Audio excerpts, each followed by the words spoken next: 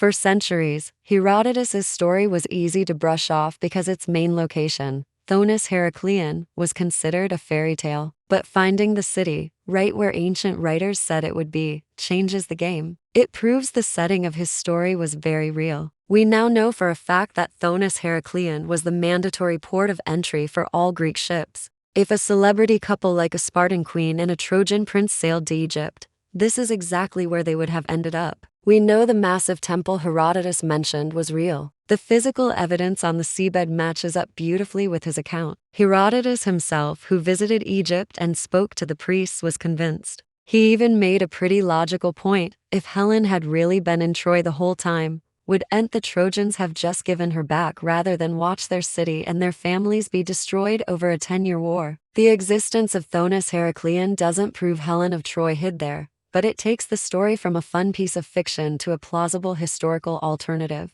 It shows us that the ancient world was way more connected than we think, and that maybe, just maybe, our greatest legends have a kernel of truth buried deep beneath the waves. The work in Thonis Heracleion is nowhere near done. Frank Gaudio estimates his team has only explored about 5% of this incredible underwater city. Who knows what other secrets and what other legends are waiting in the other 95%? Let me know in the comments what historical mystery you want us to tackle next. And if you love digging up lost history, make sure you subscribe and hit that notification bell so you don't miss our next investigation. So where does that leave us? While we can't say for sure that Helen of Troy hid out in a sunken Egyptian city, the evidence is incredibly tempting. A story from the father of history, once dismissed as myth, is now literally anchored to a real, spectacular archaeological site. The line between myth and history is often blurry, shifting like the sands of the seabed.